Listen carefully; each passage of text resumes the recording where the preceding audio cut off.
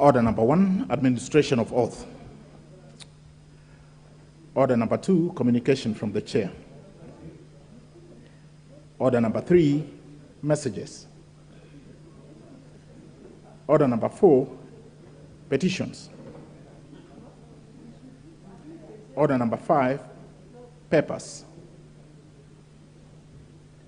Order number 6, notices of motion. Order number 7, questions and statements. Order number 8, procedural motion, exemption of business from the provisions of Standing Order 43. Leader of the Majority Party.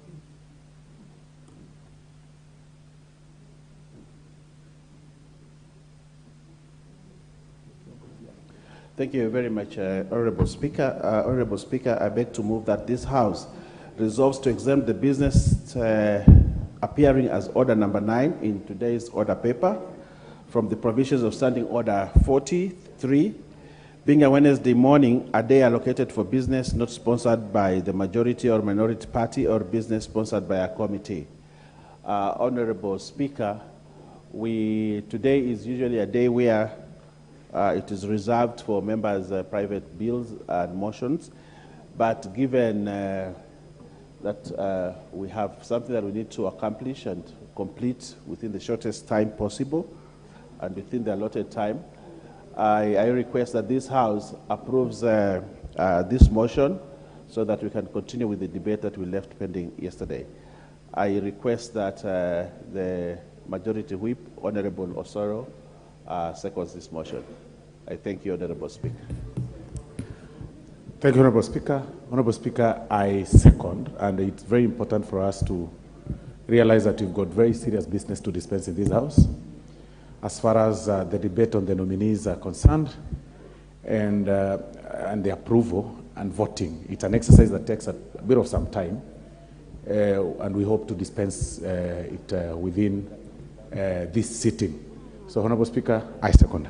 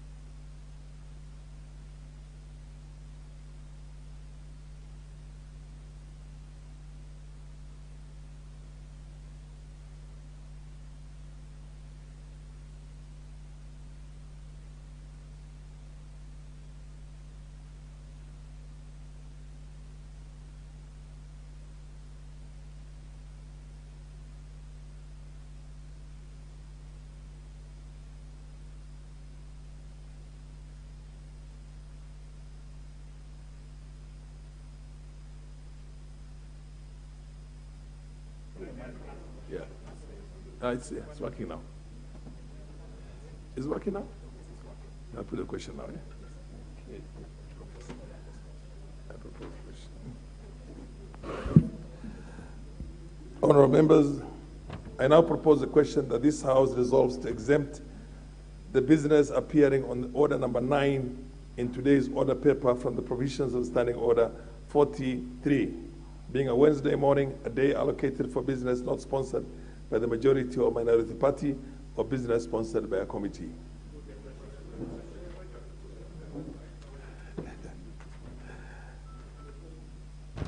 Honourable members, I now put the question that this House resolves to exempt the business appearing as order number 9 in today's order paper from the provisional standing order number 43, being a Wednesday morning, a day allocated for business not sponsored by the majority or minority party or business sponsored by a committee.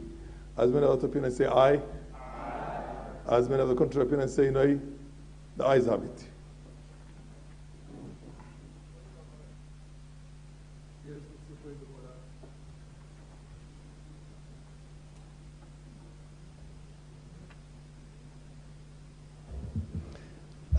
Thank you very much, Honorable Speaker. Honorable Speaker, I don't know if there are strangers in this house. I can see Honorable Duale in the house, and is one of the subjects of our discussion since yesterday and also today. I think also even in this house, where it's about customs, traditions, we are learning. Honorable Speaker, would you just inform the House if it is in order for Honorable Duale to be in the House this morning? Thank you. Order. Order, order. This is not a subject for debate. Honorable Member Adan Bare Duale is a Member of Parliament for Garissa Township until such a time that a writ is received by or is issued by the Speaker of the House of the National Assembly. So only after then is when he ceases to become a Member of Parliament for that constituency. What order are you asking, Honorable? That matter has been put to rest. Proceed and tell me what's your point of order.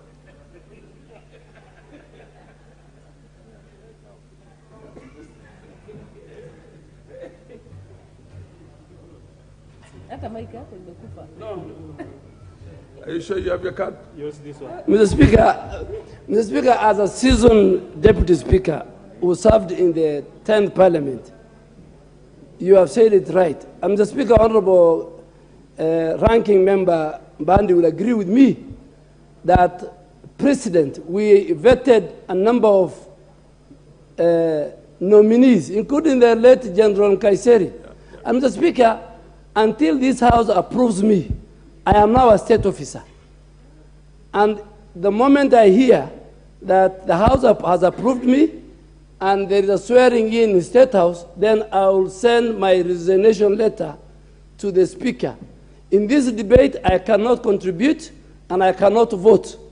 But I have the right to sit and listen on behalf of the people of Garissa Township, Mr. Speaker.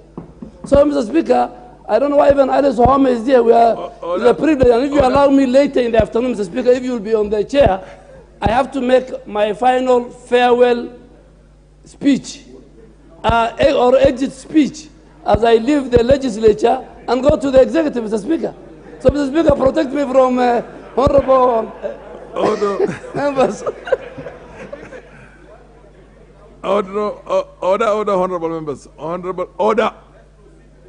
Honorable members, this matter has been put to rest. Honorable Duale, that was a point of information, not a point of order. But it's well in line with the President's, and you will have your moment in the afternoon also to give your final speech before you proceed on and take over the new responsibility. Let's proceed. Next order. Order number 9, special motion, approval of appointment of Cabinet Secretaries, the Attorney General, and the Secretary to the Cabinet. I'm informed that the person who was the person who was contributing is the MP for Marsabit. Proceed. You have 7 minutes, honorable member. Thank you. Thank you, Mr. Speaker, sir. And allow me to congratulate you because it is my first time to speak after you have been given that position. Mr. Speaker, sir, I want to continue from where I left last evening, and I just want to now mention about Honorable Penina Malonza, who is one of the nominees. And from the papers and recommendations and the report that has been tabled before us, it is quite clear that Malonza qualifies for the position and she is equal to the task that is ahead of her. But my question is, we had 21 nominees, and Penina Maloza is qualified enough. She presented herself well, and I wonder why we have drawn the attention of the entire nation on her and exposed her to this extent. That is why today I want to join the other honorable members who have already said that this lady, and she qualifies fully for the nomination, and she qualifies for the position to be the CS and to lead that any ministry that will be given to her. Mr. Speaker, when you look at her performance in the past in terms of her employment record, in terms of her academic professional qualification, in terms of honors and awards, and professional association and membership, she is among the top cream of the society. And so I would want to join others and say that she qualifies for the position, and we should not continue intimidating her and exposing her further. I also want to say something about Asha Juma. Asha Juma has been a member of parliament, and she has also been a member of Parliamentary Service Commission. She has served this country very well, and she has always been bold enough to address whatever needs to be addressed, and I believe that she is also qualified. The issue of her integrity or her involvement in other things, that is beyond us, and as long as she got all the clearances that she needed and she was cleared to vie for the position, Mr. Speaker, sir, I don't see why we should continue condemning her. Linturi, I sat with him in Senate for the last 5 years in 12th Parliament. I know his performance. I know how qualified he is and what he can do in the agriculture ministry because of his background and the passion he has. And so, Mr. Speaker, sir, mine is just to say that I support all the nomination of all the three and the report that has been tabled before us, and especially Penina, so that she can get that position. Mr. Speaker, when you look at the situation in our country, I touched on this last night, what Kenyans are looking forward now is the government that can quickly put the systems in place and start working. Kenyans are tired of seeing drama from one drama, and they want performance, they want people to serve them, they want us to get out of, the problems and the challenges that we have been facing.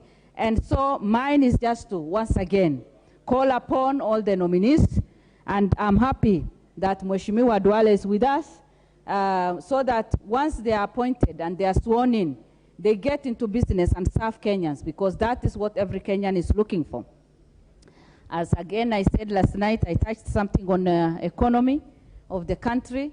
We want ministers that will be there so that we can revive our economy, so that they go extra mile, not for themselves, but for the country. As I said, there are some areas that did not manage to get a CS. I believe the nominated CSs, the people who are there now, who will be there in the offices, will represent us and will be able to give us eco services. Like Marsabit, one of the largest, it is the largest county in the country. And so we need proper service from all these nominees, so that in case we need anything, the fact that we do not have a CS now does not mean that we will not get the services equally with the others. And so mine is just to plead and to tell all the others that serve all Kenyans equally. You represent the entire country, and we are waiting so that we see your performance. Mr. Speaker, sir, I second, and it is my prayer that soon they will be sworn into their offices. Thank you.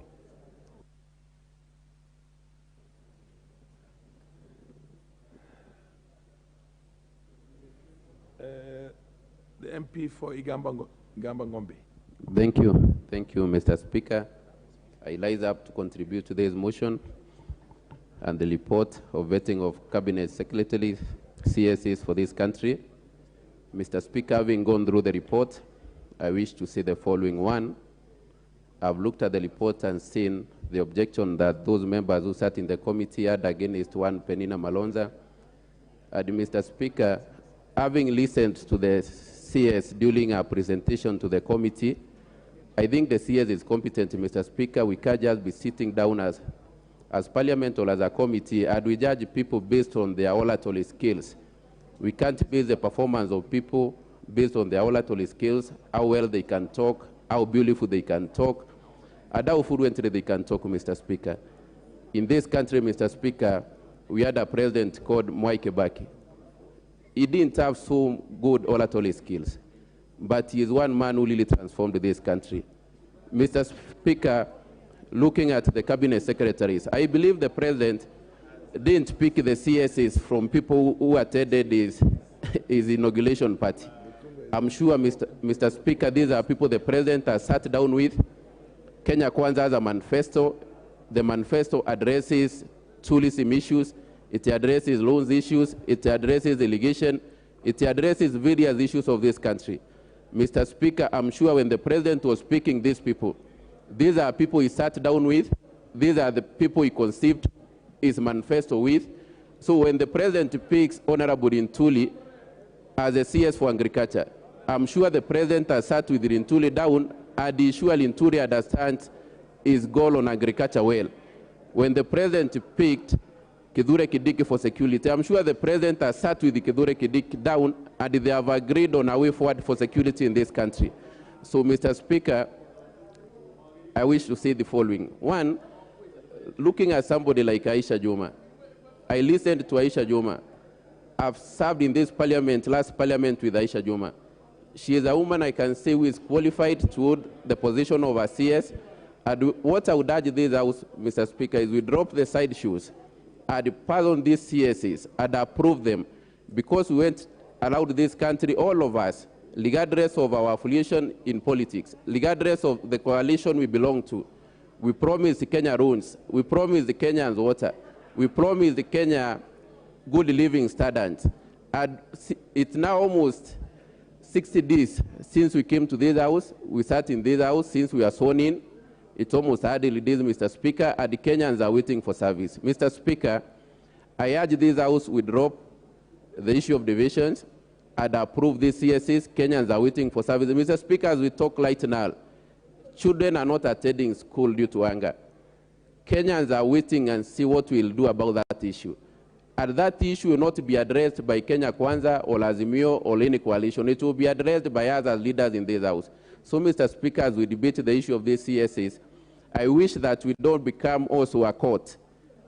I want to congratulate Honorable Rintuli because of being so genuine. When he appeared before the committee, he himself volunteered to say he has 35 civil cases in this country.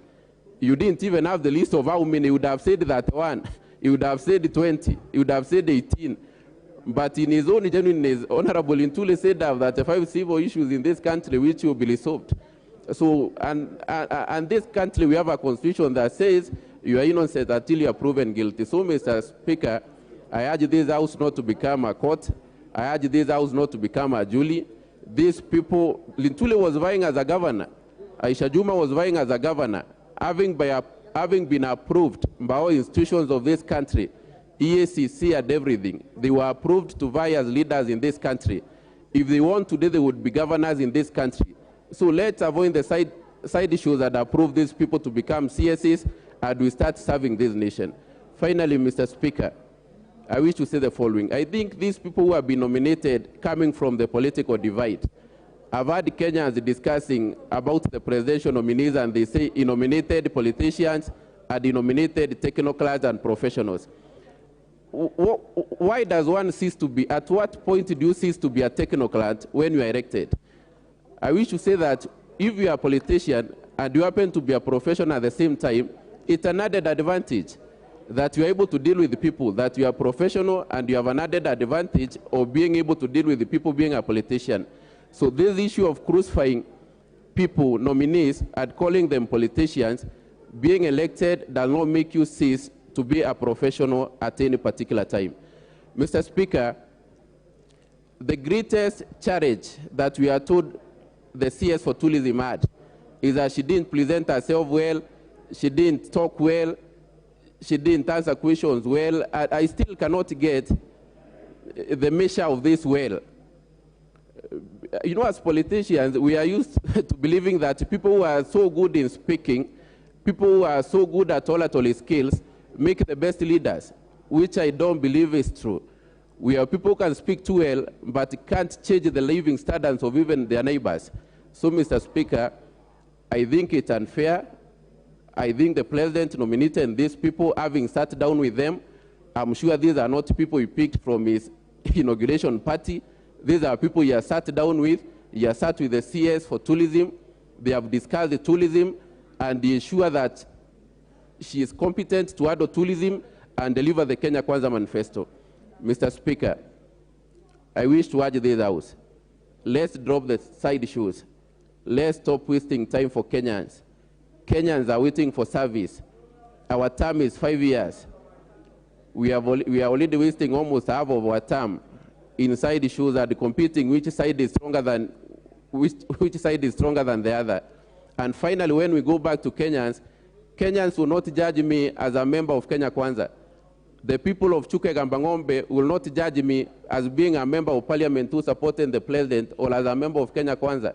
They will judge me with the kilometers of tarmac that will have been put in their constituency. They will judge me with the irrigation project that will have been instituted in Chukegambangombe. They will judge me with the county headquarters Kadhwana today, which is dormant, whether it will be functional by then or not. They will judge me by Chuka General Hospital, a whole county that doesn't have a level 5 hospital since independence, whether we'll have one or not. So these side issues won't add up when it comes to the election next time, Mr. Speaker. So, Mr. Speaker, because I know many people want to contribute to this motion, I beg to submit, Mr. Speaker, and see we approve all the nominees as were presented to this House, Mr. Speaker. Thank you. MP from Avoko.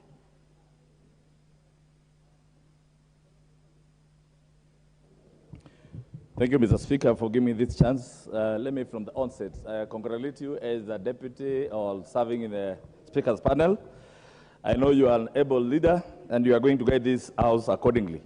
Mr. Speaker, let me join my colleagues in contributing to this motion of the appointment of the Committee of Appointment. Mr. Speaker, I also congratulate them for sitting for long hours, particularly the Speaker who was the chairman of this committee. Mr. Speaker, I know it was a grueling exercise, which also not easy. Mr. Speaker, I have looked at the report, and I know this country, having elected a president, as per Article 152, that speaks of the cabinet. It is through the cabinet that the president is able to make his work easy. And Mr. Speaker, when I looked at the nominees and the report, I agree with it. Mr. Speaker, there are some members, particularly those who have served in this House, including my friend, the Honorable Duale, Molkomen, and the rest. Mr. Speaker, I know with these colleagues being cabinet secretaries, maybe our work as honorable members might be easy. In the past, Mr. Speaker, we've had difficulties accessing these CSs. And now, I also agree with members who say this is the time that this House should stamp its authority to prove to Kenyans that Parliament is an arm of government that is independent. Mr. Speaker, this House has powers to check the executive. And Mr. Speaker, now, I know we are here campaigning for CSs to be appointed. Mr. Speaker, this House must put its foot down. And for us to approve these nominees, they must know that this House has the powers to approve them and recall them, impeach them. Mr. Speaker, I know in the past, these members have been queuing at CS's offices, and they stay there for hours for a CS to see a member of Parliament. Now they can see the pain. Mr. Speaker, if you are appealing to members of Parliament to support you, then it's a wake-up call to them that once they occupy these offices, they should listen to the representatives of the Kenyans who elected us here, not to sit in those offices and get occupied by or be dictated by power. Mr. Speaker, when I looked at the list, nominee number 24, Mr. Speaker, I did not agree with it. And I agree with the members. One Penina Malonza should not have been vindicated like that. Mr. Speaker, when I looked at the parameter that they used to reject Penina Malonza, Mr. Speaker, I'm asking my questions, these questions. Did she qualify? Does she have the relevant papers? Has she been in employment? Has she served in the government? Mr. Speaker, when I looked at what they are saying, that she had no knowledge of the area that she wants to be serious. Mr. Speaker, I agree with members. Sometimes there are people who, once they go to an interview, maybe they get excited. Mr. Speaker, I urge this House, if we are going to pass that list as it is, then Penina Malonza should not be discriminated on a parameter that was not applied to anybody else, Mr. Speaker. Mr. Speaker, I want to remind this House, at the 11th Parliament, we had a candidate. And she also appeared shaky in front of the appointments committee. But she went ahead to be serious. Mr. Speaker, Penina Malonza does not sit in the Ministry of Tourism. And you know, the work of a CS is not necessarily to understand what happens. There are PSs, there are technical staff, and Mr. Speaker, for anybody to ask her questions concerning tourism and culture, that was unfair to her, because leadership does not mean that you have to know. When she sits in that office, Mr. Speaker, a woman of her stature will understand what pertains to tourism and culture. And I am sure we'll only gauge her performance once she has occupied that office. Mr. Speaker, I urge this House to approve one Penina Malonza. And I want to appreciate members, particularly the Honorable Irene Kasali, who has been in pursuit of trying to bring a motion so that we look into how we can include Penina Malonza into this list. Mr. Speaker, I urge members to support this motion so that this lady, who is right now, I'm sure she's destroyed. Mr. Speaker, I urge these members that we approve Penina Malonza to be in the cabinet, and that will be a win for all women of this country. So, Mr. Speaker, I am sure once we approve that motion, we will pass the motion, we'll pass the list as it is, and allow those CSs to help the president deliver his manifesto. And Mr. Speaker, so that we solve these issues, I have seen the president has said that unga will be, the price of unga will come down after 1 year. So maybe with the inclusion of this cabinet, maybe the president will be advised accordingly, and the cost of unga and the fuel will come down. Those few remarks, Mr. Speaker, I thank you so much. Thank you.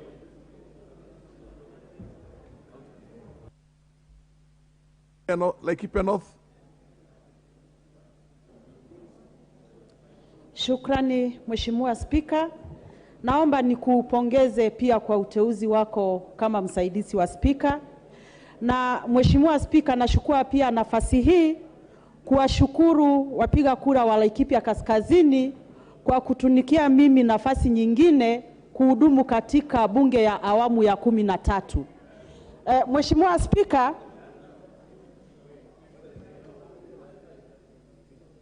wabunge wote walioketi hapa siku ya leo waliweza kupigwa msasa na kupigwa darubini na wapiga kura waliowachagua. Na Mheshimiwa Spika, wote watakubaliana na mimi kwamba haikuwa kazi rahisi msasa na darubini waliopitia kwa mwananchi. Na Mheshimiwa Spika, kazi ya nyumba hii ni kuwapiga msasa wale ambayo wamependekezwa na rais kuwa mawaziri kwa sababu ya ustawi na maendeleo ya jamii ya Kenya. Na Mheshimiwa Spika, kazi iliyo mbele inayomsubiri rais wetu mpendwa wa nchi hii ni kazi kubwa, inahitaji uadilifu, inahitaji uaminifu, na bila shaka haiwezi kufanywa na watu ambayo maadili yao yako na tashwishi. Mheshimiwa Spika, kutoka kwa jamii ya wafugaji, napenda kumpongeza na kumshukuru Mheshimiwa Rais. Manake ninapowatazama watatu ambaye wameteuliwa katika jamii ya wafugaji, akiwepo aliyekuwa kinara wa bunge hii wa wengi Mheshimiwa Aden Bare Duale, Mheshimiwa Spika, bila shaka maadili yao si ya kutilia hofu, haina tashwishi yoyote, na zaidi ya hiyo Mheshimiwa Spika, ni watu ambaye wako na utu na ubinadamu. Ukimtazama Mheshimiwa Soipan Ntuya kwa mfano, Mheshimiwa Spika, tangu Mungu kuumba dunia hajawahi patikana mwanamke wa jamii ya Kimasai kuwa waziri katika nchi ya Kenya. Lakini Mheshimiwa Spika, uteuzi wa Soipan sio bora mama, ni mama bora. Manake Mheshimiwa Spika, hata kama tunataka kina mama wawe mawaziri na wawe viongozi, hatuwezi sema bora mama tu, lakini ni mama bora. Na Mheshimiwa Spika, ukiangalia huyo msichana wa Kimasai ni mwanasheria, amekuwa mbunge mara 2 katika bunge hii, na ameweza kuendeleza maendeleo mengi sana katika kaunti ya Narok. Mheshimiwa Spika, napenda kusema hivi, ili rais wetu aweze kushukisha bei ya unga, ili rais wetu aweze kushukisha bei ya mafuta, ni sharti tupambane na ufisadi katika nchi. Mheshimiwa Spika, na haitakuwa jambo bora kupitisha tu na kufanya bunge hii kuwa mahali ya kupiga tu muhuri kila kitu ambaye inakuja bungeni hili, manake Wakenya wanatutazama na Wakenya wameweka matumaini yao kwetu. Na Mheshimiwa Spika, kwa sasa hivi hali sio hali tena. Wananchi wengi kule kaskazini mwa nchi wanalala bila chakula, wanakufa njaa. Mheshimiwa Spika, ukiangalia hali ya usalama imekuwa si hali tena, mara wizi wa mifugo, mara mauaji ya kiholela. Kwa hivyo Mheshimiwa Spika, wanaochukua nyadhifa hizi ni lazima wapigwe darubini sawasawa, na ni wawe watu ambaye tutahakikishiwa kwamba Wakenya watapata haki yao. Mheshimiwa Spika, nilikuwa natazama katiba ya Kenya asubuhi hii. Ukiangalia sura ya 4 yazungumzia juu ya haki ya Mkenya. Baadhi ya haki iliyozungumziwa Mheshimiwa Spika ni haki ya Mkenya kuwa salama, mali yake na yeye binafsi. Lakini Mheshimiwa, ukitazama sasa hivi Kitui pale, wananchi wa Kitui wanahangaika kwa sababu ya kuhangaishwa na Wakenya wenzao. Ukitazama Laikipia kaskazini, tunahangaishwa na majambazi ambayo wanatoka kaunti jirani. Mheshimiwa Spika, wengi wetu tumekatazwa haki yetu ambayo tumepewa na katiba ya Kenya, haki ya mali yetu kulindwa na nafsi yetu kulindwa. Mheshimiwa Spika, haki nyingine ambayo Wakenya wengi wamekatazwa, katiba na sheria ya Kenya inasema elimu ya msingi ni lazima na ni haki ya kila mtoto Mkenya. Mheshimiwa Spika, leo hii ukitembea kaunti ya Baringo, haswa katika eneo bunge jirani langu la Tiati, utapata kwamba kwa wale watu zaidi ya 70% hawawezi kusoma wala kuandika. Mheshimiwa Spika, sio lawama, sio kwao, ni lawama ni kwa serikali ambayo imewakataza haki yao ya kimsingi ya elimu. Na Mheshimiwa Spika, wakati serikali inakataza wananchi wa Kenya haki zao za kisheria, hata mara nyingine inastahili wananchi kuishtaki serikali yao. Kwa hivyo Mheshimiwa Spika, nasema nini? Nasema kwamba naomba Mwenyezi Mungu wale watakao chukua mawaziri hawa haswa wa elimu na usalama wahakikishe kwamba haki zetu tulizonyimwa kwa miaka na mikaka tumeweza kurejeshewa na kuhakikisha kwamba tuko na hiyo haki. Mheshimiwa Spika, ukitazama sura ya 6 ya katiba ya Kenya yazungumzia juu ya uadili ama maadili yanayoambatana na utumishi wa umma na watumishi wa umma.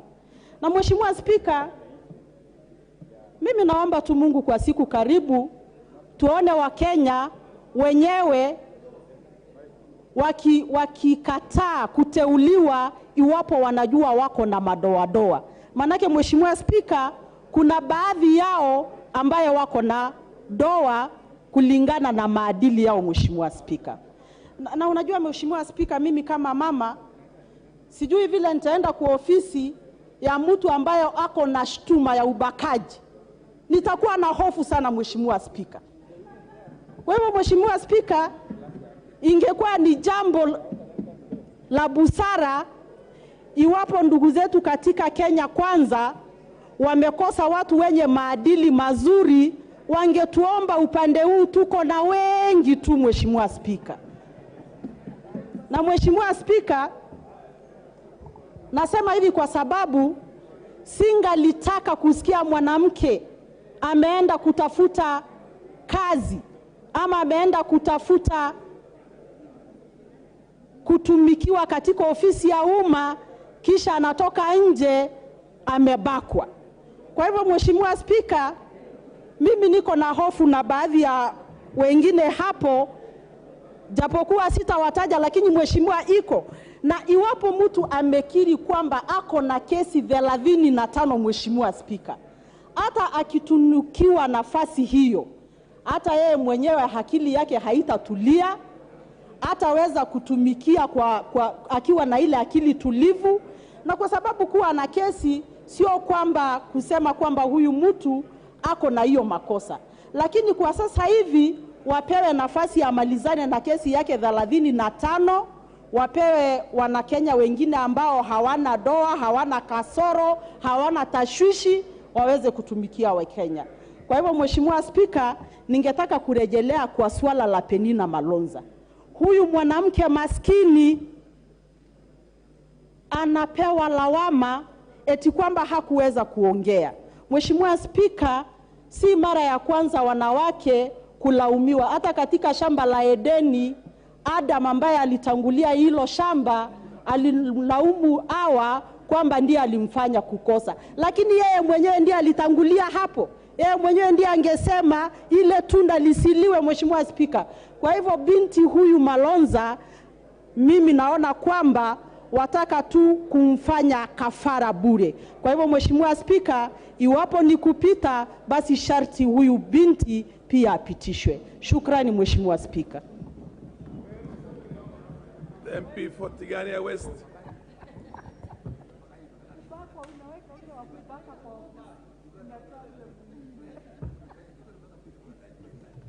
Thank you, Honourable Speaker, for the opportunity to speak to this motion. Honourable Speaker, I would like to thank the President for the mix in the selection. The 24 are very different. They are very representative in terms of their careers, in terms of their background, in terms of their academia, and even the regional balancing. So we thank him for that. Honourable Speaker, I would like to thank the committee for doing their work very well. They did a good job. They asked probing questions. We watched this. And they also wrote a detailed report which has informed the debate in this House. Honourable Speaker, they have majorly explored on a few areas which I would like to highlight for the purposes of this House. Integrity and the directions of integrity, and I do not need to highlight what integrity is. It's there in Chapter 6 of the Constitution, and everybody can refer to it. They were looking for the demonstrable knowledge on topical, administrative, and technical issues. They were also looking at the requisite abilities and academic qualifications and professional experience. Honourable Speaker, the committee pronounced itself in bringing us a report and giving us the process through which they went. I would like to highlight a few issues that were covered in this report, Honourable Speaker. First of all, the compliance with taxation, all of them passed. The clearance with the DCI, only one and a few issues. Honourable Speaker, when it came to help, we realize that most of them, all of them who got loan from HELP were able to clear their loans. And I want to highlight on a few cases, 7 of them did not find it necessary to take HELP loan. And what do I see? People who leave the less advantaged or the disadvantaged to benefit from such state provisions. Honourable Speaker, among these two, I single out Aisha Jumwa and Mithika Linturi. Honourable Speaker, I would like to be specific on a few issues. Let's talk about Aisha Jumwa. Who is Aisha Jumwa, according to what we know and according to the report as it is? Aisha Jumwa has been a struggler all her life. Aisha Jumwa has been elected the member, a women representative of Kilifi. The Kilifi people trusted her with Kilifi, and she did her job very well. She was not barred from contesting for governorship. Well, she did not win as a governor, but should we therefore block her future in this particular respect? Shouldn't we realize that she struggled against a man and almost beat him, and then realize that this is a very forthright person and somebody who is working, and therefore give her the opportunity to serve this country in a different capacity? We should not deny her this opportunity. Kenyans, Honourable Speaker, are governed by a constitution and law. We know there is a matter that is pending, and rumor has it that this matter has been settled. I may not allude to that. I am an examiner, Honourable Speaker, at the university level, and I give Aisha Jumwa 72%. Honourable Speaker, let me turn over to Penina Malonza. Penina Malonza has an admirable career. She has gone through a lot. She has a private sector experience. Honourable Speaker, she has been the Deputy Governor of Kitui, and she has also done a good job. She has left a track record. The only problem that the committee cited was she did not demonstrate knowledge on topical issues on matters tourism, matters wildlife. The question is, and I would like to pose this question to this House, were we looking for this lady as a consultant in tourism and wildlife, or did we want a policymaker, and the policies are meant out of advisory? Honourable Speaker, since we were not looking for that, this lady deserves 70%. Let me turn very briefly to Mithika Linturi. All of us know about Mithika Linturi. Mithika Linturi is one man whom we can describe in the late Biwot's own word, a total man. Mithika Linturi does not take anything lying. The fact that Mithika Linturi's name has been tarnished in this country is because he stands as a man and he stands with his mind. He speaks his mind. He says the truth as it is. He is one fellow who has clearly articulated the failures of the previous regime. And this regime has made sure that they tarnish his name in the best way possible. Honourable Speaker, there is a mention of cases, and somebody has the audacity to say 35 cases. Honourable Speaker, these 35 cases can be reduced to one case. They all come from the same source, and it's a source that we would not like to disclose. We would not like to discuss such issues here. These are domestic matters. Although domestic matters might find themselves in court, we should leave the court to resolve this issue. So I'm talking about only one issue. Honourable Speaker, Mithika Linturi, if I may say so, is one of the people who has done a lot for this country. If I may demonstrate who Mithika Linturi is, academically, his case was taken by EACC to court, and the court pronounced him clean, pronounced his records as right, and therefore his papers are okay. He has served the public in many capacities. He is one person who has been a private sector entrepreneur who has done very well before he got into politics. He got into politics and became the Mutembei South Member of Parliament for 10 years. And he has a development record that is impeccable in Meru. If you want to know how development is conducted, go to Mutembei South. And my brother here, John Paul Mwirigi, will tell you that he found a pedestal of development upon which he has carried on. Mithika Linturi's record, on the other hand, was also trusted by the Meru people. He was given the senatorial job by the Meru people. And he took the Kraito Murongan government to task. And he has satisfied the Merus as somebody who has worked very, very, very hard. It's one person who goes out of his way in service for the for humanity. He is a person known for pro bono activities or for charitable activities. One person who pays 1.2 million shillings as school fees to children from the disadvantaged background. He's supporting that 9 children as we speak. How many of us are doing that? Mr. Speaker, this is not CDF bursary. This is somebody's money. On the other hand, he is somebody who is involved in food distribution to the disadvantaged. He is a person who supports institutions in socio-economic affairs. He has been mentioned He has never been mentioned in any inquiry report. He has never been laid off from any office because of malperformance or because of lack of performance. Honorable Speaker, this is the man we need in agriculture and livestock, and I'll tell you why. He is an innovative dealer. Agriculture needs innovation. He is an entrepreneur. We need to explore entrepreneurship in agriculture. Honorable Speaker, he is a compassionate person. He is supporting people right now. We need a compassionate person in a sector that supports 75% of this economy. 75% of the people of Kenya depend on agriculture. So we need somebody who has feeling for the people. Honorable Speaker, he is a hard worker. We need a hard worker in agriculture. Therefore, we need Bidhe Kaluturi in agriculture. Honorable Speaker, in my very considered opinion, I would give him 75%. So if you look at 70%, 72%, and 75%, then all of them have gotten A's in the university level. Honorable Speaker, let us pass the 24 nominees unaltered. I rest my case. Thank you very much. And I offer my few minutes to my friend Meli so that we can go for another business. Thank you very much.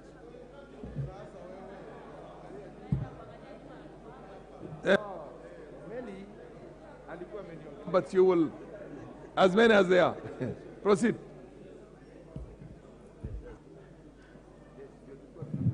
Thank you, Honorable Speaker. Honorable Speaker, I also want to take the cue from my colleagues to congratulate you on your election on the Speaker's panel.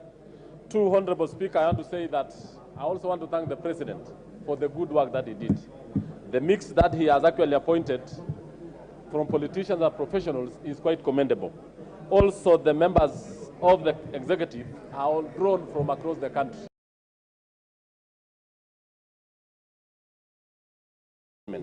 Honorable Speaker, I want to comment on the appointees or the nominees. Honorable Speaker, I want to say that the fact that the nominees were formerly members of Parliament have the feel of the people on the ground. Previously, Honorable Speaker, you will find that most of the professionals who are in the cabinet did not understand what the citizens wanted, what the people wanted on the ground. The fact that we have Honorable Duale, Honorable Kipchumba Murkomen, and many others who are formerly members of Parliament and served for many years will surely understand the needs presented to them by members of this House. So, on Honorable Aisha Jumwa, I want to say that this is a true bottom-up lady.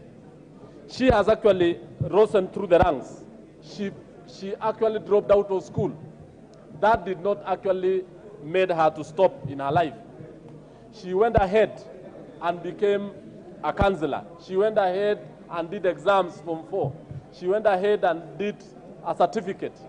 Honorable Speaker, I want to urge this House that we really assist and we pass the name of Honorable Aisha Jumwa because she has actually proven that life cannot stop just because you have dropped in Form 1 or Form 2. She went ahead, Honorable Speaker, to even vie to be a member of Parliament and even to be a governor. Honorable Speaker, you'll realize that when she fight for a governor, she was actually allowed. She was actually accepted to go through. So, Honorable Speaker, I want to say that this House has a responsibility. Order, honorable members. Order, honorable members. Yes. Order, honorable members. This is an August House. Yes. And for God's sake, I've been away for 10 years from this place, and things have got to look like an August House. It's not a fish market. So if you have to consult, you consult in absolute, inaudible tones. Proceed, honorable member, and the honorable member shall be listened. Order, honorable member. Thank you. Order. Order, honorable member. Ngamia market also, for that matter. Honorable members, for God's sake, let's treat this as an August House and let's consult. And if you want to consult seriously, there are a number of lounges, including the ones at the back and the ones in the front. So proceed, honorable member. Yes, thank you, Honorable Speaker, for restoring order in the House. Honorable Speaker, on Honorable Inturi, I want to say that this is a man who has actually been very honest. He actually came up and articulated these issues very well and said he had 35 cases. The fact that he owned up and actually clarified the issues that he had And in fact, Honorable Speaker, he even contested to be the governor of Meru. And he actually met all the requirements as by the law. So, Honorable Speaker, the fact that the committee or the minority have actually written a minority report rejecting his appointment or his nomination, Honorable Speaker, is actually not right. Honorable Speaker, on Penina Malonza, if you look at her academic record, Penina is actually having a very good academic record. She has actually had 2 master's degrees. She has led a number of NGOs. She has actually been a deputy governor. She has actually proven and gotten a number of international awards. So, Honorable Speaker, I want to say that let us pass all these nominees, allow the Kenya Kwanza government under the leadership of President Ruto to ensure that we have a new government running and it is in place. I thank you, Honorable Speaker. Thank you. MP for Mahaya.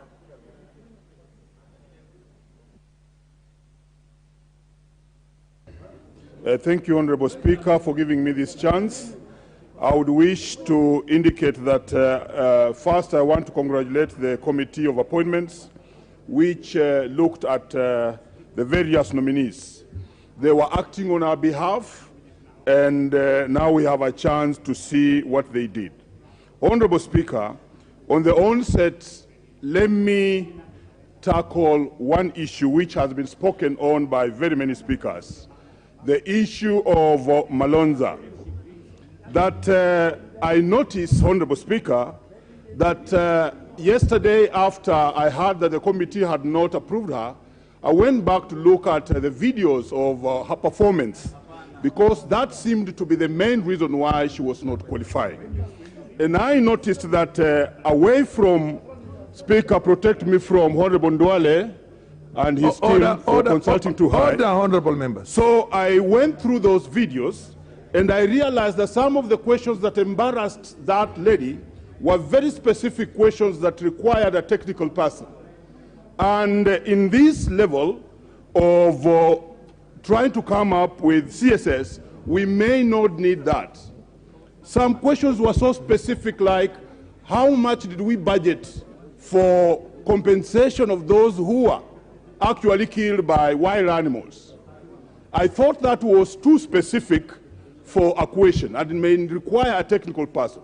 Furthermore, did you know that, honorable members, if a snake were to bite you, you are supposed to take a P3? I know most of you are not aware. That may not be used as a basis to make judgment on you when you want to become a minister for tourism. So I think we don't need to go that direction.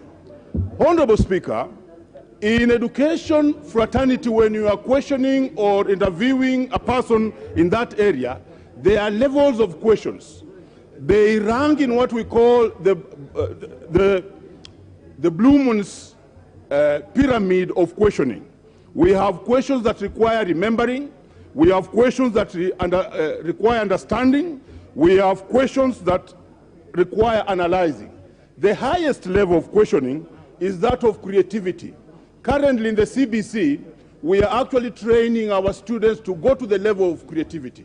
So the questions should have been much as possible been those that can lead to creativity and not those ones of remembering, because the budget and other specific questions can be found on Google. Number two, Honorable Speaker, I noticed an effect that we call in examinations the halo effect. The halo effect is a situation whereby there's a tendency for the previous experience to make you have an opinion on the following one. Given that this was a cabinet and a mixture of both politicians and non-politicians, there was a tendency for possibly the panel to... The politicians were speaking. And therefore, when they faced a person who is not a very accomplished politician, they had a halo effect. And therefore, I think she doesn't need to be completely ruled out as a person who can work, but I believe she needs to be given a chance. I'm looking forward to possibly somebody moving an amendment that as we discuss this particular debate, we should just be discussing it together with amendment that this Malonza be included in the cabinet. Honorable Speaker, the last cabinet had challenges that were very specific. When the makers of the Constitution decided that the cabinet members should possibly not be politicians, we had the idea that the Moi cabinet had had many, many challenges of them being too much loyal at the expense of working for the people. But the previous cabinet equally suffered the same. And those who are taking cabinet positions, including Honorable Ndwale, who is seated here, I want to ask them to be people who will be loyal not only to the executive, but to the people of Kenya, and more so to the parliament. We don't expect to see a cabinet that will still be very arrogant, a cabinet that will not be willing to answer questions of members of parliament, and a cabinet that will run it like it is them to show it all. We have had challenges, and I'll mention specific areas. The Minister of Transport, for instance, there was serious challenge. I tried to reach to the CES Transport, 5 years, I never saw him. The Minister of Interior, and I'm happy the nominee Kindiki is a gentleman who understands. It was impossible to deal with the CS Interior. He was operating at a level that you wouldn't imagine. Another area was the area of education, where the CS was a one-man show and ran the whole show alone. I'm actually appealing to this House as we approve this cabinet to send them a signal that they should be responsible to the House. Honorable Speaker, specifically I want to deal with the area of education. The CS Education, who is the nominee here, must be ready to know that as he comes into office, he is faced with the issue of CBC, which is affecting the education system. He is faced with the issue of delocalization, which is already on in this House, and I want to thank the MP for Lurambi for having moved this motion. He is faced with the issue of Teacher Service Commission and its role as both a regulator and an employer. He is faced with the issue of non-monetary CBS to the workers, and specifically the teachers of Kenya, which we'll have to deal with. He is further faced with the issue of infrastructure in our schools and the transition of CBC. And furthermore, he's facing the issue of teacher shortage in our schools, among others. And therefore, they should come to fore while ready to do this business. Honorable Speaker, as I conclude, I want to say this. The committee did a good job. But where I come from in Western, it will also appear very weak, Honorable Speaker, for you to deal with several names, up to 24 names, and only come back home with one innocent lady as the only person whom you killed from your hunting expedition. It's a weakness, it's not a strength. I want to urge this House to pass the entire list of nominees as they have been proposed. Thank you, Honorable Speaker.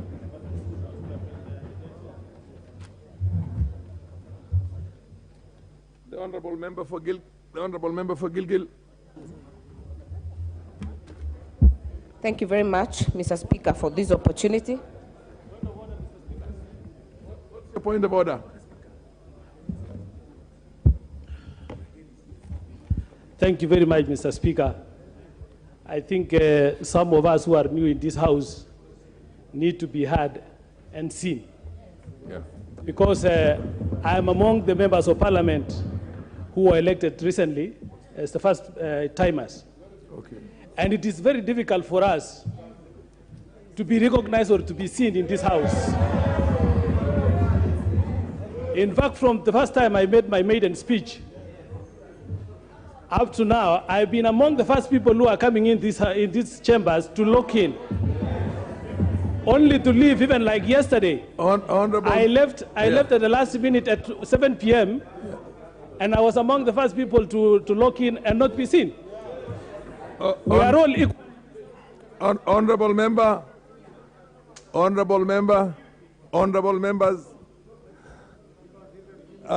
order.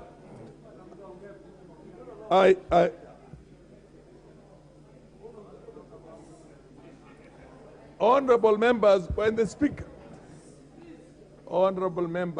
speaker is on his or her feet, you're supposed to freeze. You can't keep on talking from the sides. For God's sake, let us protect the dignity of the House. Honorable member, I agree with you. I sympathize and empathize with your condition.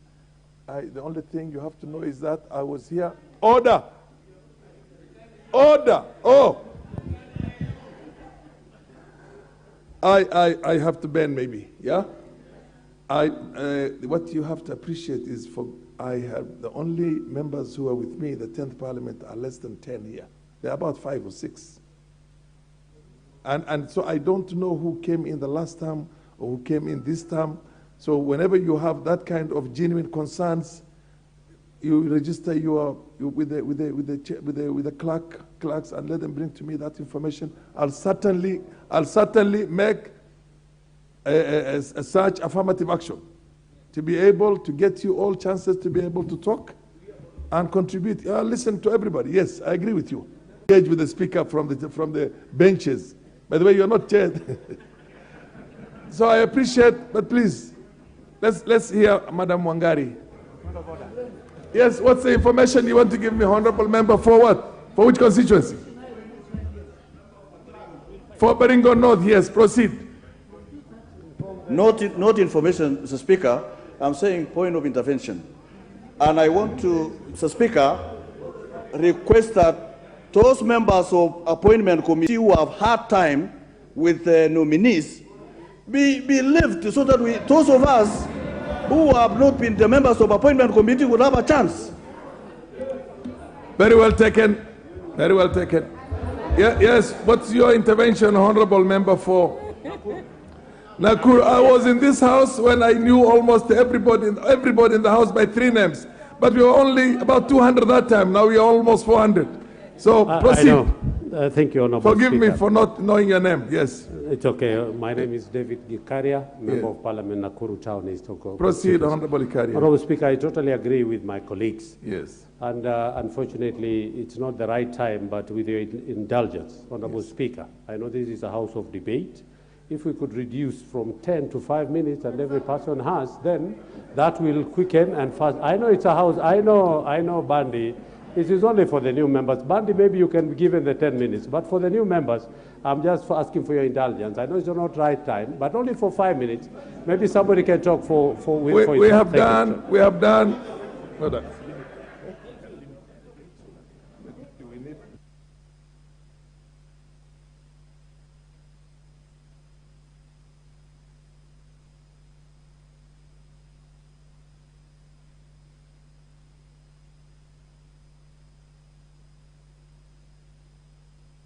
Honorable members from although I'm a little bit rusted now, I mean 10 years away from the chair, you forget quite a bit.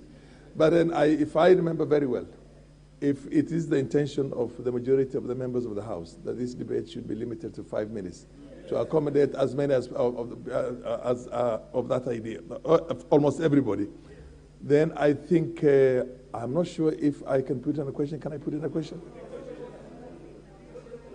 Bring me, can I have the standing order? A moment, let me just read the standing orders here. Eh? No.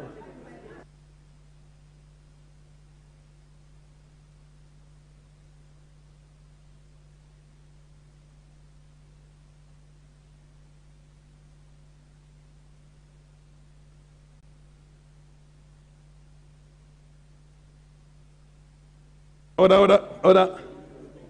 Yes. My attention has been drawn, and there's a provision in the standing orders. A motion for limitation of the debate under this standing order may be made without notice, they said. But then 3 says a motion under this paragraph 2 shall not be made in the course of the debate itself. It can only be made at the beginning of the debate. So at the beginning of the debate, that would have been possible. But order. Course of the debate, which it's first, unless it's moved after. Order. You can move, because I presume this debate is going to continue tomorrow. Am I right? Today is the last day. Okay. Unfortunately, now it's on the discretion of the members of Parliament to limit themselves to 5 minutes, please, so that we can give as much opportunity to as many as are willing to do that and as possible. Okay. Thank you. Thank you, Mr. Speaker. And I also empathize with members. Having sat there yesterday, it's not easy to get members to do 5 minutes, but I'll try to do so. So I'll start by, of course, congratulating the committee led by our own speaker. They sat long hours. They have gone through the paperwork. They have gone through the vetting process, long days, and they came up with this report, Mr. Speaker. I also want to congratulate the President, Mr. Speaker, because it is not easy to get 22 members of a cabinet from 47 counties which all desire to get a cabinet secretary, not able to get members from 42 ethnic tribes to be able to be represented in the cabinet like this. But Mr. Speaker, I want to note that most of the members that have been vetted and approved in this report, Mr. Speaker, is that they have all the experience. And I think the issue of combining politicians in this cabinet, Mr. Speaker, we are looking forward to a better cabinet, a cabinet that does not look down upon the elected members, a cabinet that deals with issues as they come, Mr. Speaker. And Mr. Speaker, the entry of this team is full. Right now we are talking drought, people are hungry. In my constituency, everywhere people are suffering, Mr. Speaker. We are having the nominee, some of the nominees, Mr. Speaker, with farms that had maize, Mr. Speaker, and the conflict is simmering, Mr. Speaker. I'll be looking forward for them to get to work and deal with these issues. Mr. Speaker, the issue of lands, and I want to laud the President that for the first time, Nakuru County and City have a CS nominee, a full cabinet secretary nominee, Mr. Speaker. It has not happened. And for the first time, we are represented by Zach Njero on this domain and in this nomination, Mr. Speaker. We are hoping that we will deal with the lands issues. We will deal with every sub-county getting a lands registry, Mr. Speaker. That is an issue we should push in this cabinet, Mr. Speaker. I am looking forward to the nominee for education, Mr. Speaker. Apart from CBC, we are dealing with teachers' issues, Mr. Speaker. The issue of TSC not working well with the Ministry of Education, having a push and pull, Mr. Speaker. The issue of hardship allowances that I tried to push for some areas, especially in Nakuru, in my area, which is a semi-arid area, Mr. Speaker. We want that reclassification done by the CS of Education, Mr. Speaker. But on the issue of the nominee, Penina Malonza, Mr. Speaker, we must look at the law as it is, Mr. Speaker. Article 152 of the Constitution does not stipulate the requirements of what a cabinet secretary should be. And I think it's the role of this House, Mr. Speaker, that we get, because we have done it for governors, we have done it for the president, we have even done it for MCAs, but we have not done it for cabinet secretaries. So to say that you don't like the way I look or how I behave or how I talk, Mr. Speaker, cannot be a qualification to disqualify this nominee, Mr. Speaker. So I'm looking forward to the amendment as it comes to this floor, has been promised by some of the members, Mr. Speaker, that we ensure that this list of CS nominees passes as it is, Mr. Speaker. But because of time, Mr. Speaker, the only other issue I will touch on, I'm looking for the CS Treasury now to deal with the issue of release of NGCDF, Mr. Speaker. We are here in this house, we are having issues. It's that term, children are in school, we have Form 4 sitting for exams, we have them at home, they are not even able to put a meal on the table, and yet they are home for school fees, Mr. Speaker. We will be looking forward for the CS Treasury to ensure the timely release of NGCDF for the last, for this financial year, Mr. Speaker. And because of the concern of members, Mr. Speaker, and having sat where you have sat, Mr. Speaker, I don't want to take more time. I want to support this list and give more members, and I hope that we can be magnanimous enough. Even if the time is 10 minutes, you don't have to take all of it. Let us take as few minutes as possible so that we give as many members to contribute. Thank you, Mr. Speaker. Thanks a lot, the MP for Gilgil. That's very, very, very generous. The MP for Bomet East.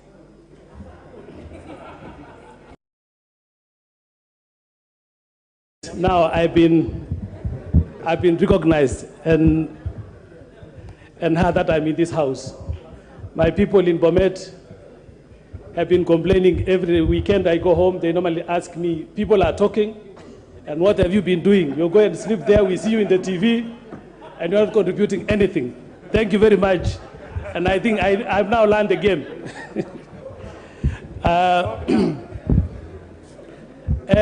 Regarding this, the motion in place, Mr. Speaker, regarding the approval and appointment of cabinet secretaries, the Attorney General and Secretary to the Cabinet, I would like to go straight to the point of contention, that is Madam Penina Malonza, whereby the President had included her in the cabinet list.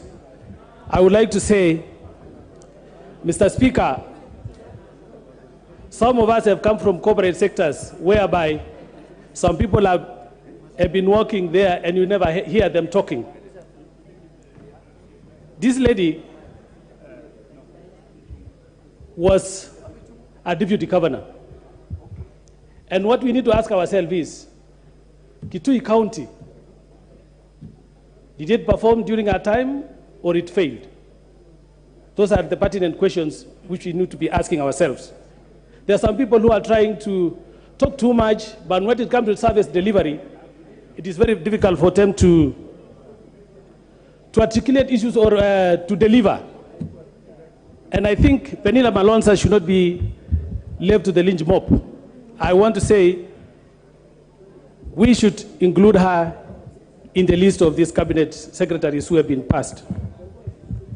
The president nominating her has gone a long way because we know where the lady comes from was not supporting the Kenya Kwanza government. And I want to say the president did well by trying to diversify and trying to unite the Kenyan nation by even appointing people from the areas which was perceived to be opposition to the government. And I find it very difficult and to understand the opposition members when they just come and start trying to oppose one of their own. We are trying to help you. This is a lady which is coming from the area whereby it was supporting your side. And we want to do this to try and unite this nation by even trying to bring people from those areas which is perceived not to have supported us. So the acumen, Mr. Speaker, I want to be protected from the people who are making noise from behind my back. Order, honorable members, order, honorable Dwale. Mr. Speaker. Order, honorable members, order. Mr. Speaker, as I complete. Yes, what's your point of order, honorable member?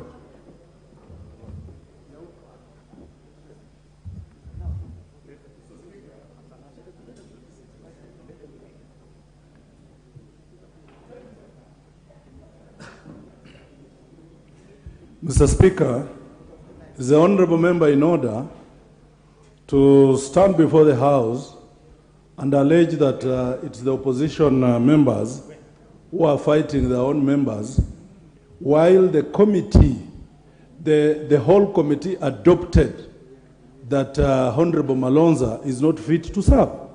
Is the honorable member in order to mislead this House? It was a unanimous decision of the committee. So, Mr. Speaker, I would encourage him to read more about the recommendations of the committee. Thank you very much. You have been heard, and I want to tell you, it is the House to decide. We are going to decide this in this House. And by virtue of that committee, let me tell you, it is an extension of this House. And I want to say, I want to give a very good example, Mr. Speaker. Personally, I've been working in the aviation industry. And if I can bring to this House what I learned from that sector, the transport sector, Kenya Airways has been underperforming as compared to other carriers.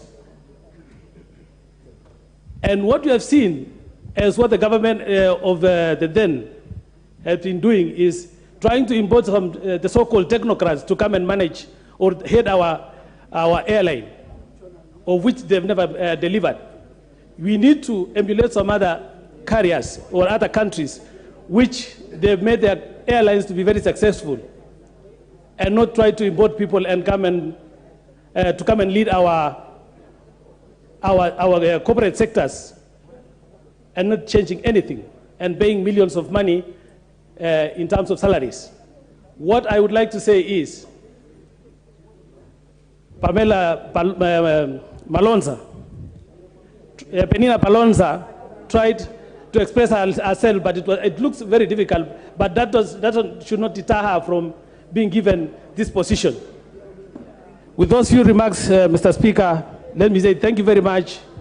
May God bless his house. Thank you. MP for Lugari. MP for Lugari. Proceed.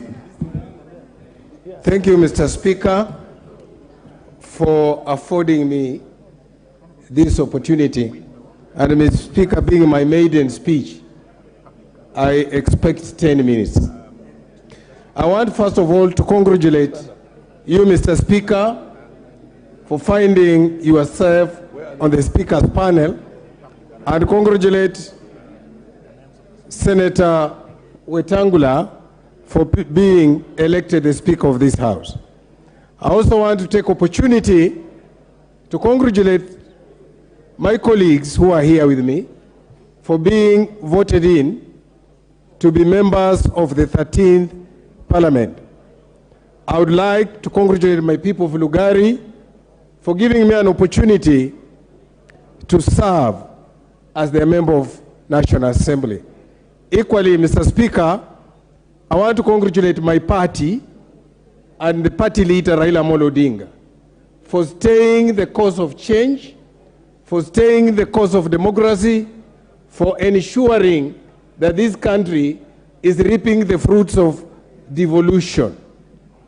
Mr. Speaker, whereas we are here celebrating democracy, I come from a constituency that has been discriminated. In 2008, the then President, Mwai Kibaki, laid a foundation to tarmac a road, C42, that comes from Tarbo to Sekhendu. To date, no single point of a kilometer has been tarmacked. I come from a constituency, Mr. Speaker, that in 1992, the then President, Moi, gave people land together with the people of Manzini, but the people of Lugari are still staying as squatters as that land has not been gazetted from the forest. That is how unfair this government has been to the people of Lugari. Mr. Speaker, looking at the list we have been provided with today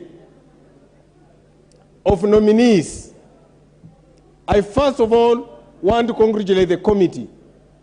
But I find fault in the following: that we have been provided with a list of nominees that goes contrary to the Constitution of Kenya. I cannot see a youth in that list.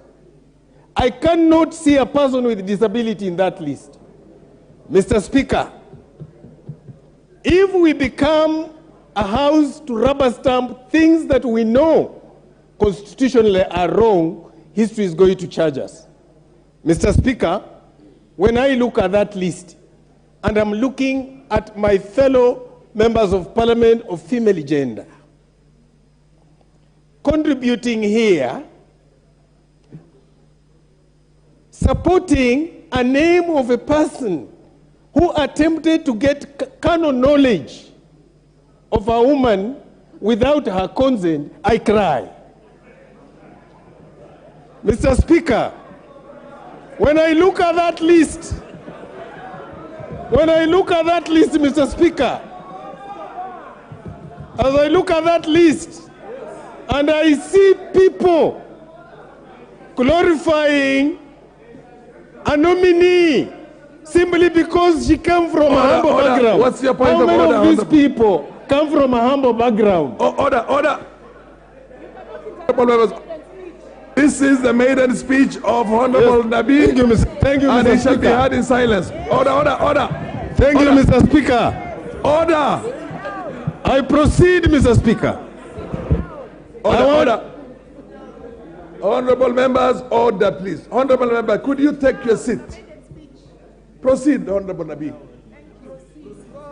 Thank you, Mr. Speaker. I want to comment on one Aisha Jumwa. Mr. Speaker, I've seen a copy of an affidavit of a poor woman, a poor Kenyan, whom the nominee grabbed the land, and here we are talking about, oh, she came from a humble background. What about that poor woman whose land has been taken? What do we do with that woman? Mr. Speaker, Mr. Speaker, I'm pained today that this house is debating a list that has somebody with 35 cases. The question of integrity goes beyond being proven guilty or innocent. It is a question of conscience. It is a question of perception. Surely, what are we going to tell our children? That a person, when we had so many millions of Kenyans who didn't have cases, the best we could get is a person with 35 cases? I cry. I cry. I tell you that you voted for a person who is criminally conflicted. Mr. Speaker, that does not mean we don't have good people on that list. I support vehemently the nomination of one Murkomen, a legal mind, a man who understands what he really wants to do for this country, a man who demonstrated his vision of what the transport sector should be. That is what we want to see. I want to support when I see a lady like Wahome, somebody who can demonstrate what she's thinking about in terms of water. But can we say that of that one Malonza? My answer is no. If you cannot demonstrate the vision you have, then you do not know what you want to go and do. As a HR expert, I want to tell you this. The reason we have face-to-face interview is for you to tell us what you can do. If you can't demonstrate, you will not make other people do it. You don't know it. How will you make others do it? I want to urge my colleagues, a cabinet is beyond community. Because if we were to talk about our tribes, then I don't see a Tachoni there. Then I don't see an Ogiek there. It is about Kenya. So I'm urging our colleagues who are retreating to tribal cocoons to desist that. We are looking for a cabinet that will help the president deliver. All of us, on both sides, we agree that we want a working nation. We want a working country. We want an effective cabinet. So please, as we look at these names, we need to ask the question,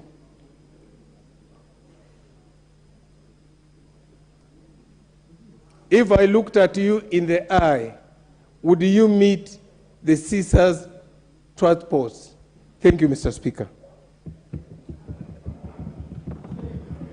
Honorable Member, we will have the Honorable Mbadi, followed by the Honorable Faith of Nyandarua, and the MP order, and the MP for Kiamba and MP for Manyata, in that order. Thank you, Mr. Speaker. Mr. Speaker, I want to thank you for giving me this opportunity to contribute to this important motion on approval of nominees to the Cabinet Secretary positions.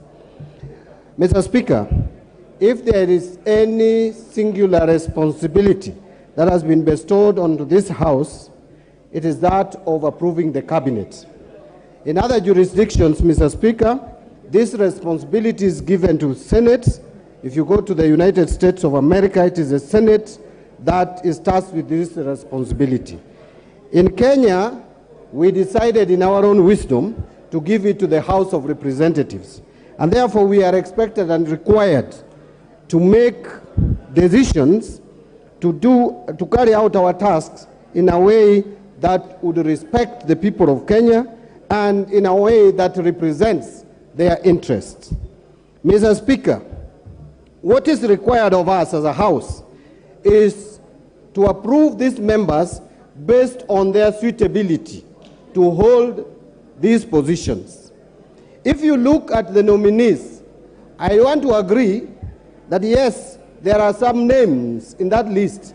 Out of the 24, there are individuals you can pick out and say have the competence, have the capacity, have the professional competence and academic competence, including experience, that they would use to execute their functions. I would mention that the nominee for the position of Prime Cabinet Secretary, the Honorable Wycliffe Musalia Mudavadi, has the capacity, if it's given opportunity, to deliver and perform the functions that are bestowed on that office. There are also other names I would mention. I would mention the name of Honorable Duale, everybody has been mentioning. We know the work ethics of Duale. Yes, he has experience as a former member. What is the point of order, Chepkonga? Give Honorable Chepkonga the mic. Yeah, please, don't. Mr. Speaker, thank you very much. I don't intend to oppose my very good friend, the Honorable Mbadi. He is speaking very wisely today. Except that, Mr. Speaker, we had a motion yesterday in which you ruled, and you know we are a house of rules, and there has not been a change. It was decided yesterday, and you authorized, Mr. Speaker, that we are going to debate for 5 hours up to 11 a.m. this morning. Mr. Speaker, it is now 11:01 adding to 02, Mr. Speaker. Since you've made a ruling and there has not been any motion of enlargement, would I be in order, Mr. Speaker, that you call the mover to reply? Order, honorable members. I will allow the Honorable Mbadi to finish his submission, then I'll give you direction. Thank you, Mr. Speaker. Mr. Speaker, I have also mentioned that Honorable Duale, I think everybody has been speaking about how Duale has the work ethics. Duale has been majority leader for about 7 years. He has served even as assistant minister. We also, I agree that Honorable Kipchumba Murkomen is versatile. He may not have the experience in that ministry that he has been charged with, but he is versatile. I know he can adopt. There are others like Eliudo Wallo, people who have not worked in government, but through experience in terms of consultancy, he can get into that ministry and perform. Tuya, I can't overemphasize. Kithure Kindiki, misplaced, but intelligent enough, he can adjust. Speaker Muturi, I am sure, will deliver. But Mr. Speaker, looking at this cabinet in totality, I have my fears. We are approving, if we do approve, we are approving a cabinet that is not so competent. We are approving a cabinet that I think the mindset of the appointing authority was not on service delivery. This is not a cabinet that is going to bring economic revolution in this country.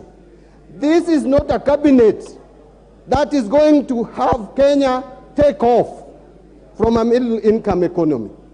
This is a cabinet that lacks competence, integrity in many aspects. So what was informing the appointment of these members to the cabinet? If you can have Aisha Juma tasked with the responsibility of reforming our civil service, which has challenges, I fear that is not something that is going to work. This is a cabinet that was informed by political expediency. The president has actually appointed 2027 campaign managers, regional campaign managers. The president is simply telling us that we give him a cabinet that is not going to function because he's ready to run the entire government system, machinery, and structure from State House using advisors. Otherwise, we would not have a cabinet that we have today. The cabinet is deficient in terms of academic, in terms of professional competence, in terms of experience, in terms of integrity. Many people with cases. Look at the case of Davis Chirchir, Mr. Speaker. This is the same gentleman who was removed from office in 2015. Removed from office on matters of corruption. This gentleman, how many Kenyans, if you ask them today, would remember that he was holding the docket of energy? Very few, meaning he left no impact in that ministry. And then you are leaving a lady you have already appointed to the cabinet called Rebecca Miano, who has enough experience, expertise, knowledge, capacity to run the Ministry of Energy, Mr. Speaker. Point of order from Chepkonga. What is the point of order? It's just argument. Point of argument, wasting my time. Mr. Speaker, you know, Honorable Mbadi knows that I know the law. I rise pursuant to Standing Order number 83, as read together with Standing Order number 91, on the accuracy of your information. Mr. Speaker, would it be in order for Honorable Mbadi, who has been sitting in this house, he knows that Mr. Chirchiri was never charged in any court of law.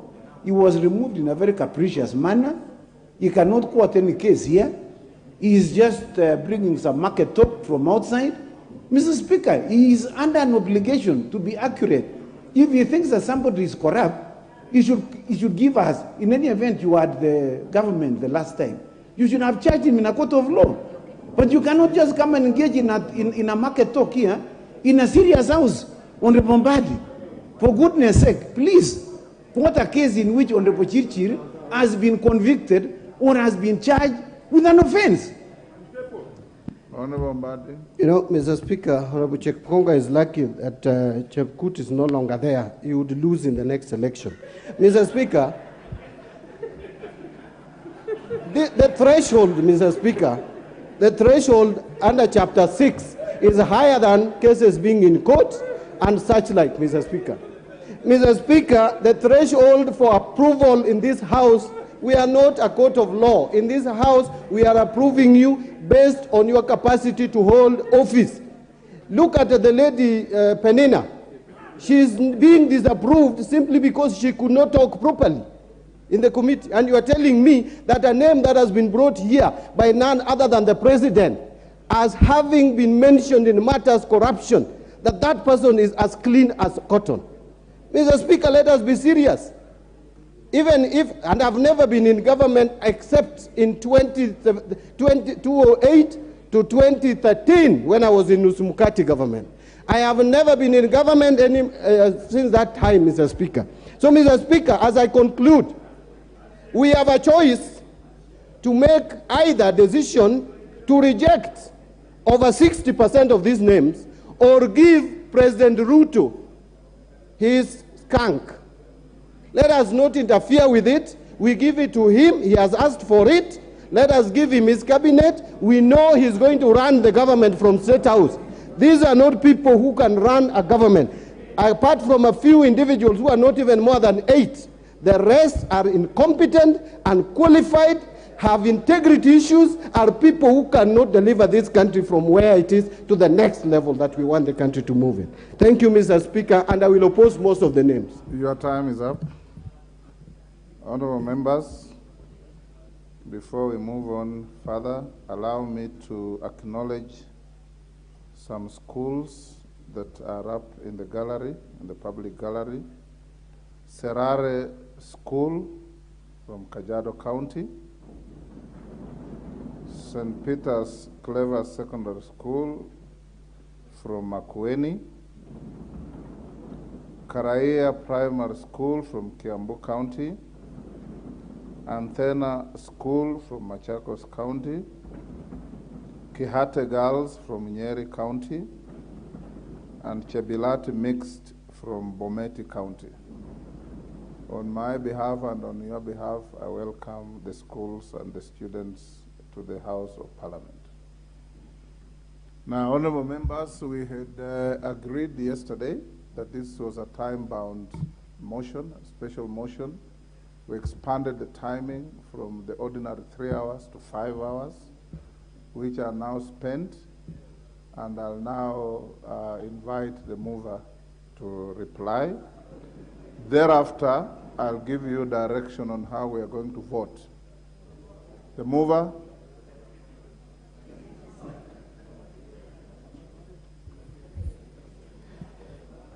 Thank you, Honorable Speaker. And before I reply, Honorable Speaker, since I have about 15 minutes, I wanted to donate a few minutes.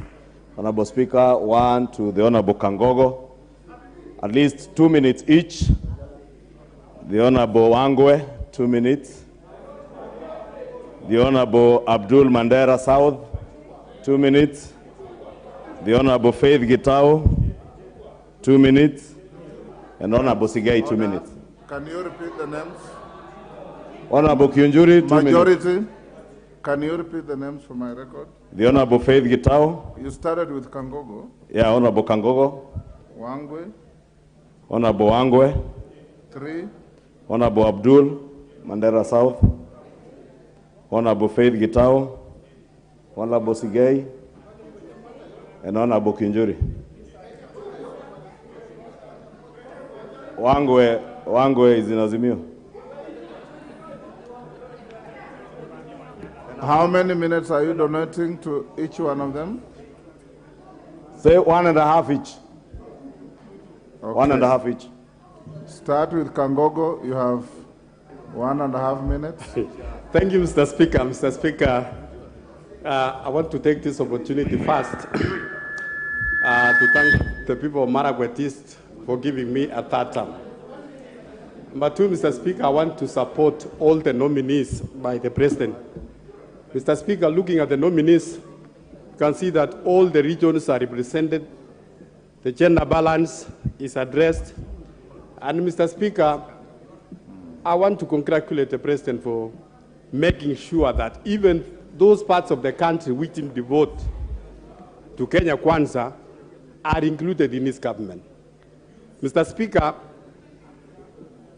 I also want to join other colleagues, members of parliament who are here, who are in support of Penina Malonza. Mr. Speaker, I want to say all the nominees who are in that list are equal to their tasks. Mr. Speaker, I had some of our colleagues here who are accusing some of the nominees, especially Penina, and some of them even, they don't have the qualification the nominee has. Mr. Speaker, I want to support that we, as Kenya Kwanza, we support and empower women, Mr. Speaker. I want also to thank my Majority Leader for giving me these 2 minutes, Mr. Speaker, and also take this opportunity, Mr. Speaker, because I had not spoken in this 13th Parliament, to congratulate you for your election as our Speaker. Thank you. Wangwe.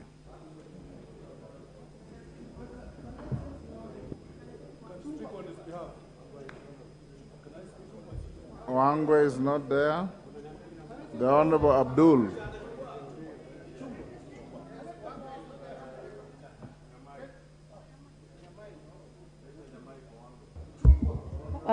Ichungo, you're out of order. Honorable Abdul. Thank you, Mr. Speaker, sir, for this opportunity. First of all, I'll take you from the rest of most of the honorable members to vote for Honorable Malonza. I think it is not fair to subject her to a criteria which is not subjected to the rest of the nominees, and I think Honorable Malonza should be approved by this House as a nominee for tourism. Looking at the report and looking at especially the general and sector-specific questions that was asked to some of the nominees, I also noted Honorable Duale perhaps was asked one of the most awkward questions, whether he will be conflicted in performing his role as a CS defense in case of insurgency of Al-Shabaab. I don't know why that specific question was raised to Honorable Duale, which subjected him to trying to prove his Kenyanness, that he's Kenyan first before, and also a Somali by tribe.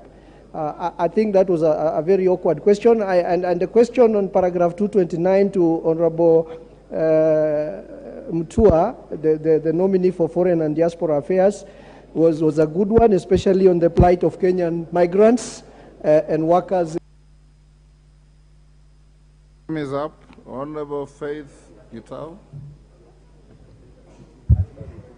Thank you, Honorable Speaker, for granting me this opportunity to offer my line of thoughts regarding the report as presented to this House by the Committee of Appointment.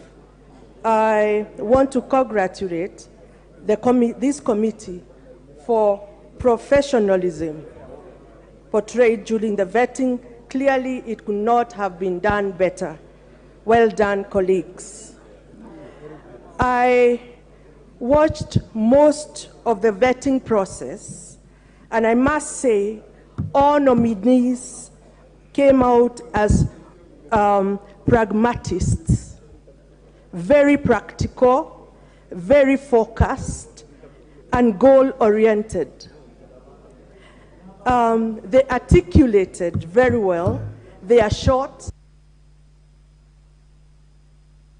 Your time is up. Honorable Sigei,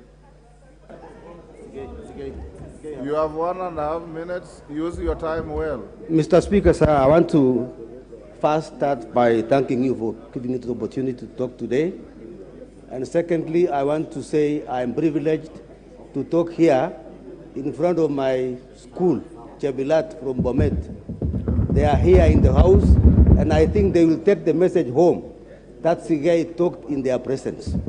Secondly, Mr. Speaker, I want to mention these two things. Number one, I want to thank the committee for a good job done. Number two, I want to say that this house is not the court of law, and hence we wait for whatever is going to be done in the court so that we can discuss these issues. For now, I am proposing we pass all these nominees. And thirdly, I want to express my sympathy to Benina Malonza. I am a father, and I was shocked the way that lady was harassed. I want to say, even the family, I don't think they slept. So I simply... Order, Honorable Sigei. That is not a statement of fact. Honorable Sigei, that is not a statement of fact. Nobody was harassed. The Speaker chaired the committee. The fact that people didn't answer questions properly doesn't mean it was harassment. Kinjuri, it is over for you, Honorable Sigei. Thank you, Kinjuri. Mr. Speaker.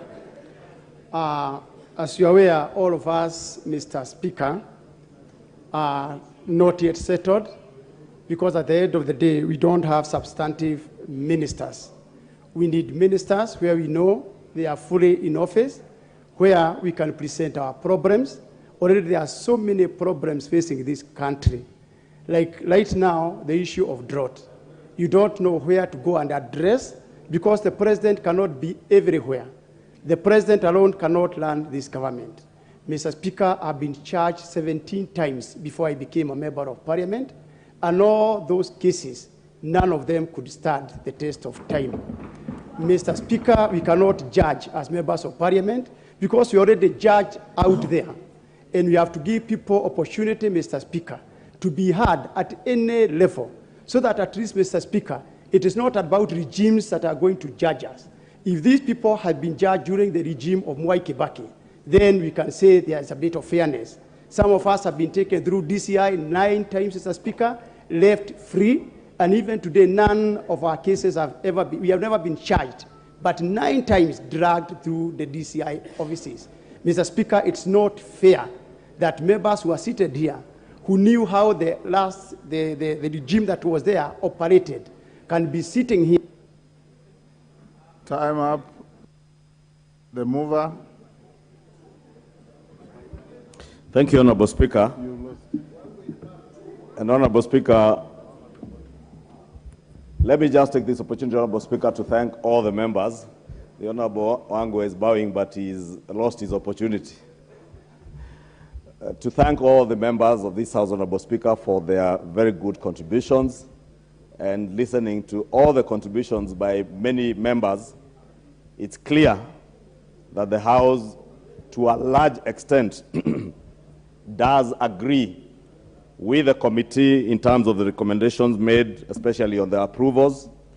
And Honorable Speaker, I've also had numerous members speak on the rejection, the one rejection, and the reservations that were expressed by the minority in their minority report, Honorable Speaker. And maybe just to pick up from where the Honorable Kinjuri has left, Honorable Speaker, it is indeed true that people have been charged in this country with crimes that they have not committed. And indeed, Honorable Speaker, besides being charged, there are people And we've all witnessed in the last few weeks, people who have lost their lives out of actions of omission or commission by the former regime, Honorable Speaker. And we know what kind of country we were living in under the previous regime, Honorable Speaker. And therefore, I really want to implore on the House, as the Honorable Mwangi Kiunjuri has said, that even himself, before he became minister, he had been charged numerous times.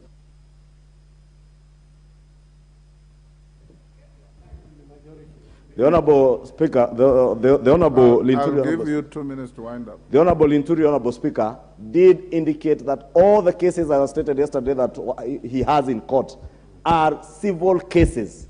And the only criminal case that he had already been withdrawn, Honorable Speaker. Therefore, I really want to ask the House to support the committee's report. As I said yesterday, Honorable Speaker, the committee expressed itself on Penina Malonza, but the decision, the ultimate decision, lies in this House. And Honorable Speaker, I really want to ask the House to make an informed decision based on the debate that has transpired here, Honorable Speaker, and the information that is already in your hands in the report. And with that, Honorable Speaker, I beg to reply and ask all members to, in a very bipartisan manner, support all these nominees to allow His Excellency the President to go ahead, swear them in, and form government so that they may start the work of serving the people of Kenya. We all went through a vigorous campaign, and our constituents are waiting for service from government. And we are all, I'm sure we're all going to be ready to hold to account all these cabinet secretaries once they are sworn in. Thank you, Honorable Speaker, and I beg to reply. Honorable members, before I put the question, we will vote on this motion as follows. Once I put the question, you will vote on a voice vote on numbers, nominees numbers 1 to 21 as one vote. You will then vote on nominee Roman 2, the appointed Attorney General. You will then vote on nominee Roman 3, Mercy Wanjau, Secretary of the Cabinet. Then you will vote on the rejection of Penina Malonza, Roman 4. Depending on how you vote on Roman 4, I'll then give you further direction. I now put the question. So I'll read up to 21, ask you to vote. Then we go to Roman 2, you vote. Roman 3, you vote. Then Roman 4, you vote. Honorable members, I now put the question. Can the members at the bar take their seats?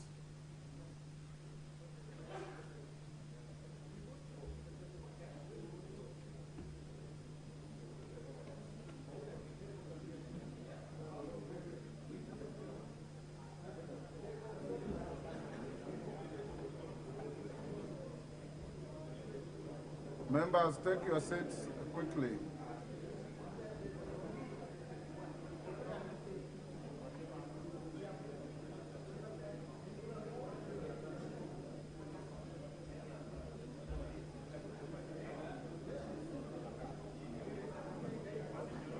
Order, honorable members. Order, honorable members. We'll now put the question.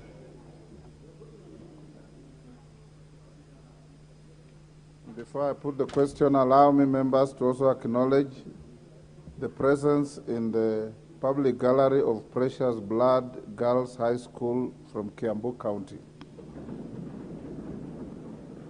We all welcome them to the House of Parliament. Honorable members, I now put the question that taking into consideration